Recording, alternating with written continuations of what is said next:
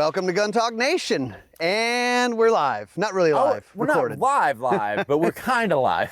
Today's Gun Talk Nation is brought to you by Springfield Armory and Lockdown and ATN Optics. They make thermal, ATN, right? Oh yeah, I've heard of them. night vision.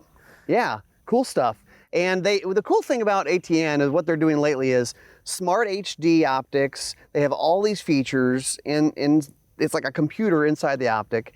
And also, now they have a cheaper version. So the LTV version, so like the Thor LT, $1,200 for a thermal scope, which normally in the past was $9,000, then maybe it was $4,000, $3,000. Now it's $1,200. You were always envious of those guys that were always out night hunting, and you're like, how'd you afford that? Yeah, I know. Now you can afford it. You might not be able to record. I think that's like one of the only features that's not included with the LT. Unless you're making movies, you know, but yeah, ATN is one of the sponsors of Gun Talk Nation, so go check them out at atn.com, atncorp.com. Google it.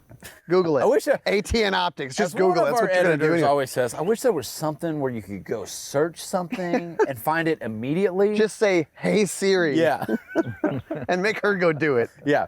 But today we are joined. Yeah, so today we're out on the range. I'm trying to get you. We've got this guy sitting here. What the hell he's doing here? Yeah. He's like, what am I doing sitting here quiet? Lou Frutuoso.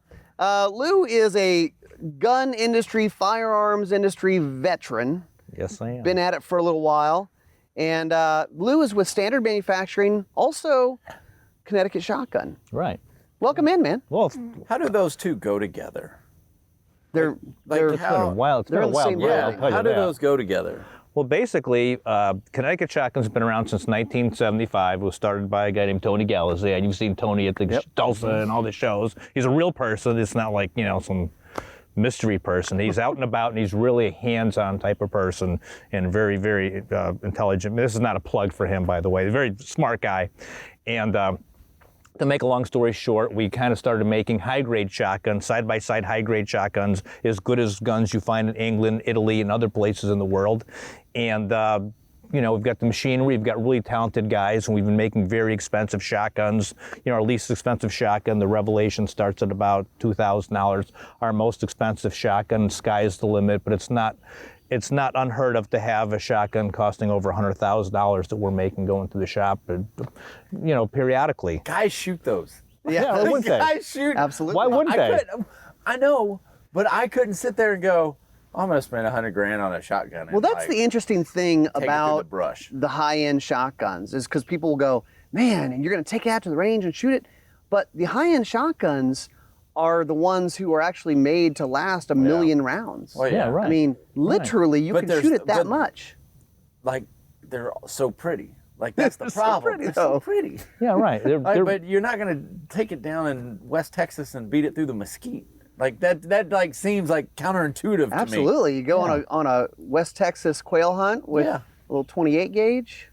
I think that sounds like a good idea. Well, basically, this is how it all works, and I get that question all the time: is why does a guy buy a Dodge Neon? Why does a guy buy a Porsche, 911? It's a whole different subculture. I've been to places where, hey, that guy over there, can you believe he's got a Benelli? He's paid $1,600 for a Benelli, and so it's really a perspective of where you are in in collecting guns and really having high art guns made. And you get to a point with the very expensive guns, and this is a very important point, that it's steel canvas. You have the greatest engravers. Here's the one opportunity that you have. You can have the best engraving company like Creative Art in Italy, or someone else that's a really, really, Mario Terzi, a really high-end engraver, and it's impossible to have engrave a gun for you. And people obviously of means say, this is my opportunity. I just wanted a gun made with the way I want it, to my dimensions, because a shotgun particularly, not so much a handgun, but a shotgun has to fit you. Absolutely. The length of pull and the drop at the comb. Some people are just as it is with the tactical stuff. You have right-eye dominant people, and they shoot lefty, and vice versa. And that's even more important with a shotgun, because now you're trying to shoot a moving target flying across the sky at 30 yards away, and to get the lead on. And if your eye is looking this way, and the barrel's pointing that way, so there's a lot that's involved in it. And we do make high art guns that are built to the very highest level. level. And when I say $100,000 gun, that you can also have that gun made with minimal engraving. That's really a functional gun now for a lot less money. And if you want the very best, we'll make you the very best. But segue in. Go ahead. It'd be like me taking a Maserati to a tractor pull. Like that's what I feel like. Yeah, right. No, wait, Lou. So I know, from my experience, I hear from friends who sell yachts or their high-end cars, or you got the high-end gun stuff. Something about having the high-end products and high-end customers lends itself to some interesting dealings with sometimes these folks who have the money to do that have interesting requests, weird stories with dealing with them, that kind of thing. Does anything come to mind when they're asking you guys to do certain types of engraving or a weird, hey, I want this gun customized for me? Yeah, I can't get into exactly the nuances. We did have a customer who's passed away now, and I'm not going to say his name because people in the audience might know his name, but he had a very, very unusual request where I can't even go on the air and explain, but we engraved the gun with the most bizarre things on it. But we try to stay away from anything. Is there a picture? No, did he send a picture? No, that's his buddy going, I bet you won't do that. Yeah, he did. And he did it, and the guy passes away, and then the family says, hey, we've got this gun. You think we can sell it? You think you can sell it for us? Oh, no. Not with that engraved on it. No. Yeah. Oh my gosh. So that was an interesting situation. But there's a lot of times that I'm trading, and when you talk about the $100,000 guns and who buys $100,000 guns, there's a lot of guys out there that have been collecting very high grade. Another end of the Connecticut Shotgun business that we have is buying and selling used guns like the old Parkers, the old Foxes, the old Model 21s, and even old Belgian Browning Superpos and so forth. You guys have one of the most incredible gun rooms that I've ever been in.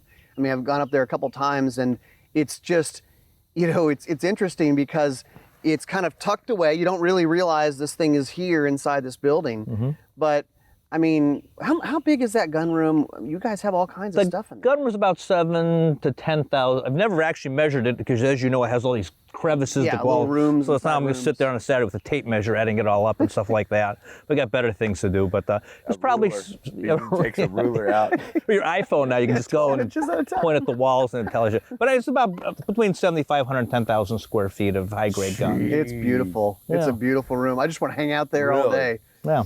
But I was about to say, a lot of guys have been collecting a lot of guns, and now they go and start culling the herd in their gun safe and says, hey, Lou, I want to get a really high-end gun, and I want it engraved by someone really good, it's a good engraver. Will you trade all these guns, or I'll give you a bunch of guns on trade against, whatever. So there's a lot of horse trading a lot of times involved in it. Sometimes it's cars, and recently it was a car with a really good guy and so forth. And so you're taking trades in on cars for guns? Sometimes. Sometimes. We're open to whatever. Yeah. Sometimes. Would you consider it? I'll consider anything. There's like it. Toyota Tacoma over there I'd like to get rid of. Well, let me see. What can I get for that? It's an 870 with a little engraving of a smiley face on it.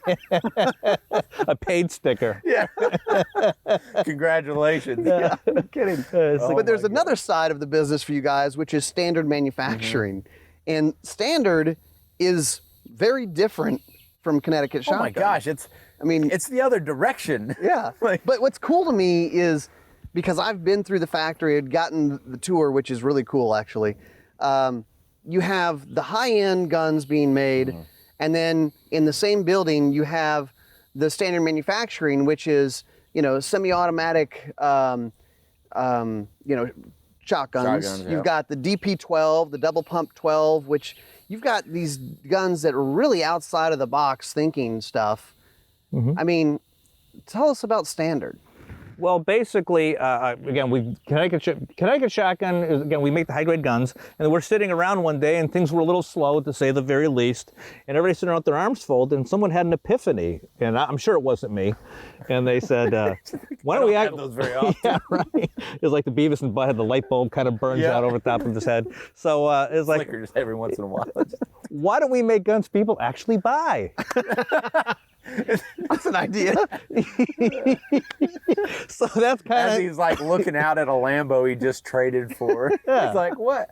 Yeah, there aren't too many guys out there trading Lambos for guns and this, that. Let's make stuff people buy. I go, you see the booth, you go to, this is not, again, for Glock or Smith & Wesson, or you go to their booth at the SHOT Show, there's tens of thousands of people, going in and out of this booth. We have a booth at the SHOT Show with these incredible, expensive guns. I'm sitting there with my brown tie, drinking a cup of coffee, everybody's just walking by. Like, they look at that. I've been to those booths, because I go, oh, can't afford that. And you keep walking. I don't even know what questions to ask. You want to go, like, you're kind of a window shopper. You're like, oh, that's pretty. Oh, probably out of my pay grade. And then you run to the bathroom, you come back to the guy standing there, and then you go there and he leaves. Oh, I just wanted to know if you knew how to get to the Glock booth. Get running all excited, come all back. Look, I got a guy here, I got a customer, he's gonna ask me a question. So anyways, all kidding aside, we decided to make, tactical guns and self-protection guns and so forth. And one of the most important things is, in the core you have these machines that make the most, for both companies, in the core you have these machines that make really precise jet engine quality parts coming off of these machines. They're horizontal machines. They're all tied together through pallets and tombstones and just the very best of machines that I'm sure a lot of, I guess my competitors don't have anything nowhere near this type of machinery. And that machinery was all set up to make the very expensive guns, because we all know when you make a very expensive gun, the parts have to be perfect. Right. And that's what we do, use the best metals and make the fanciest wood. But then once the best parts are all made, you still have to have a great set of hands to make the guns. Otherwise, it's, it's just like every other gun in a way. But now, at the exact opposite, and we were joking about it just a minute ago, the exact opposite, now you have standard manufacturing, and you have an S333 that's really a gun for $429, and this is crazy. Over here, you're making, you have a company that's making a $100,000 shotgun. Over here, you have a company that's making a $400 shotgun. In the same building. And in the same building, and it's the same machines making the parts. You have to make perfect parts for both guns for exactly the opposite reasons. For the high-grade guns, you're making perfect guns because obviously everything, it's at a level of high-grade perfection. But for the consumer level guns like the S333, you have to have perfect parts, because when you assemble it, you can't have someone sitting there with a rat tail file. Every part has to go together and everything has to fit perfectly. The only way that you can do that is by using the same machines that we use on our most expensive guns and on the most expensive guns in the world. And we already had the machines. Well, and the standard guns aren't guns that are like just cookie cutter. They're not the plain semi-autos. No. You've got one right there. I've got one the here. S333 right there. And, this is a podcast, so I won't, but let me explain, and Lou kind of mentioned the S333. The S333 is a revolver. Correct. But it's not your regular revolver. It's an 8-shot. Well, how do I say this? Not 8. It has 8 holes in the cylinder. Yes. For 22 Magnum, but there's a little trick here. There are 2 barrels. Perfectly parallel barrels. So each time you pull the trigger, it shoots 2 shots of 22 Mag. Right. I mean, which is cool. So you guys thought outside the box. You didn't just say, "Oh, let's make a revolver." You went, "Okay, let's make a revolver," but we've had some conversations about it, Lou. I mean, you guys had sort of an idea of who this gun would be for. Right. Well, this gun really is a universal gun. And we all want a gun, if you're protecting yourself, you want a gun to be intimidating. If someone's attacking you, you want that gun to be intimidating. But you don't want the gun to be intimidating to the person using it. That's when fair. you see some guns, when you see a gun, you got this, I have guns like this, you rack the slice, I must have not had my Wheaties today or something, or my fingers are bleeding. And that's not, that. We had this conversation last week. We were sitting there talking, and it was, I forget what gun we were shooting. I was talking to someone about, shooting a bear gun in Alaska. Oh, yeah. And saying, you know what? I don't really enjoy shooting this gun. Just give it to the bear and have him shoot it. Like, here, you shoot it. Like, you have fun with that. So, but I mean, it's a different gun. Right. So also, you don't really have a traditional trigger guard. The trigger is actually set up to be pulled with 2 fingers, your trigger finger and your middle finger, the next finger down. So it's a heavier trigger pull, but it's not hard to pull because you've got 2 fingers on the trigger. It's a 2-finger trigger. It's just a really different thing. It's just an example of some of the things you guys are doing. It's like the DP-12. you go, well, it's so, and sometimes I think some things are so different that people go, well, that's goofy, that's gimmicky. But then when you shoot it, even we had like Greg Lappin out here, who's Right. he's a tactical guy and he's prone to not liking stuff. Oh, he hates everything. He hates everything. I like him already. Yeah, see? You would love him. Yeah, you guys would get along. But he shot the DP-12 and he couldn't not like it. He was like, Well, he damn could it. not giggle. Yeah, Like- this is like really oh my cool. gosh. And it really runs. And it's functional, especially for like what he does. That gun would be very useful Yeah. for a lot of us. So that gun is DP-12 is pump action 12 gauge, but again, it's 2 barrels. You 2 trigger pulls, boom, boom, and then when you rack it, you rack the pump. And they 2 go 2 more shells in there. Right. It's kind of it's 2 guns in one almost, right? Well, it's actually 2 guns in one. You Yeah. took the words right out of my mouth. Basically, I love that. He Is that always what does that that is? to me too. Yeah. Is that what it does? Yeah. But basically, this is what it has. We all know what a side-by-side shotgun is. Raise your hand in the audience. There you are right there, that guy. Raise your hand in the audience, not you. Raise your hand in the audience. Right? This is like, I also going to start scrambling eggs in the background, like everybody clapping. So raise your hands in the audience if you don't know what a pump shotgun is. Everybody knows what the pump shotgun is, right? There's no one in this podcast, there's no one that doesn't know what a pump shotgun Sure. is. Or And what it sounds like. What it sounds like. Okay, so just put that off to the side for a minute. And now you have a side-by-side shotgun. Well, everybody kind of knows what a side-by-side shotgun. Yeah, my grandfather had one. Yeah, we went out to quail hunt and they had these side-by-side shotguns. Yeah, you kind of shoot. There's a trigger. You pull it the first time, it shoots 1 barrel. You pull it the second time, it shoots the second barrel, kind of like an over and under sort of. And then you crack it open, the shells come out. But what happens when you put these 2 guns together? That's exactly what's happening. You have a side-by-side shotgun. You pull the trigger the first time, shoots 1 barrel. You pull the trigger the second time, shoots the second barrel. But instead of cracking it open, having the shells kick out and feed it 2 shells, you just pump it like a pump shotgun, and it goes back to being a side-by-side shotgun again. That's all that's happening, ladies and gentlemen. It's just, you go, that's goofy, but then you shoot it and you go, no, it's not goofy. No. No, it's actually really serious. Very useful. It's got a lot of knockdown power.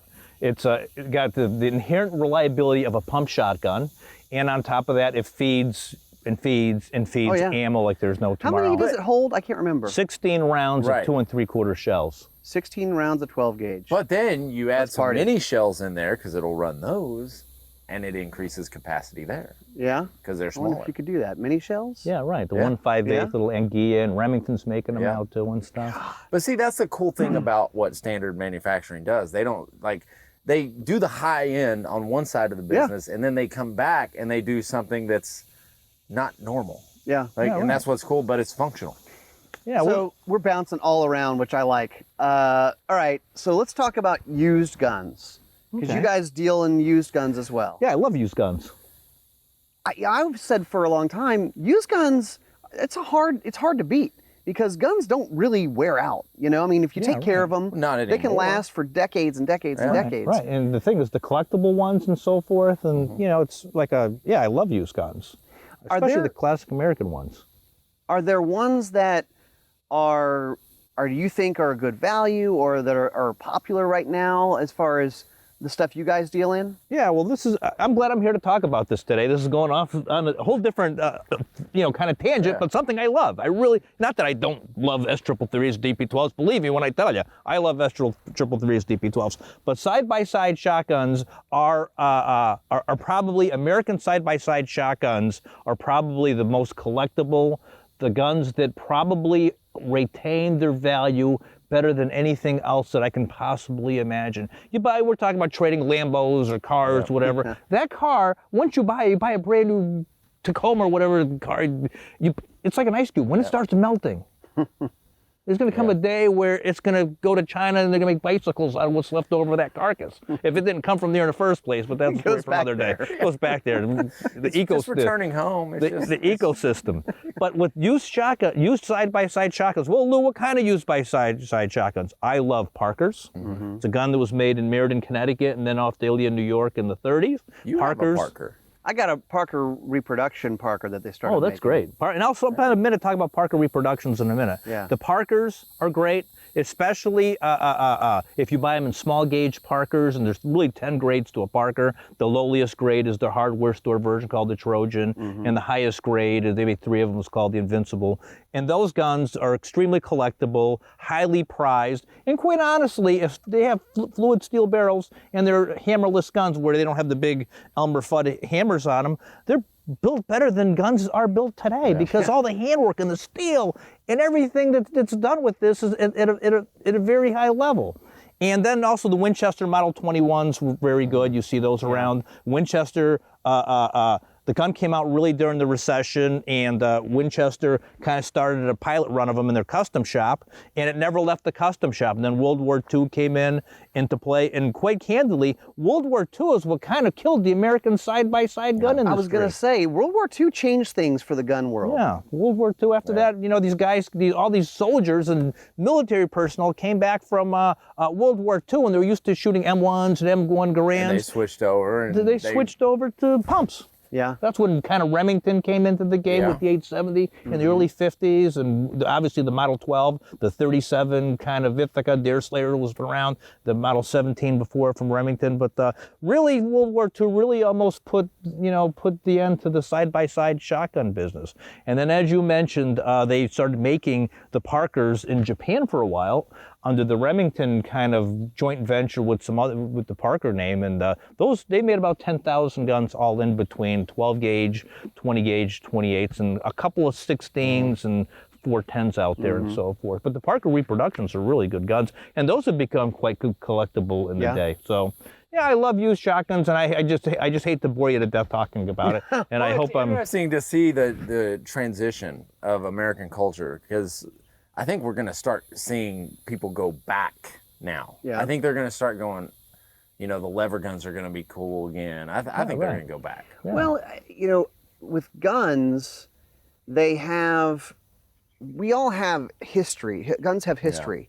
And we have guns that we personally love because we have a history with them and we've owned them for a long time and they mean something to you. It's not a toaster. It is just this metal product that you have, but it's not a toaster. Yeah.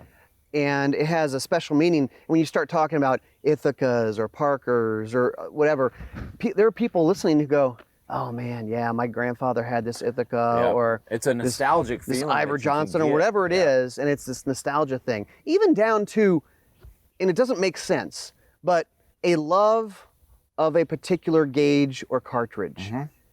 That doesn't make sense. No. But it doesn't really make sense, but you go, God, I love 16 gauge. I'm sorry. And then you have the I'm just clearing my throat. Continue. Wait, this is fascinating. Then you have the This is passionate fascinating. on the other side, right? Like, why? Oh, God. Or somebody And says... that's the whole 9mm versus 45 argument. Right. I shoot a 45. Go up in my mouth a little bit. Sorry. Why do you love 250 Savage? Well, because I shot my first deer with it or something like that. It doesn't... Right. It's something intrinsically highly intangible. Very much, yes. So, is there a gun that you personally own that's, why do I like this gun so much? It's just special to me. Yeah, I have a 12 gauge extractor double trigger gun that was made in Italy in probably not that I was made in Italy, but probably in the 60s. And they imported them by Abercrombie and Fitch, and it's just a lowly gun, and it's not worth a lot of money, but I shoot it well. And this is the most important thing. I can't speak for the tactical guys, the AR-15 guys, and the Glock guys, and so forth. With shotguns, this is the most important thing in the world. If you have a gun, and people can't do this, don't ask me why. If you have a gun, you shoot it well. Don't get rid of it.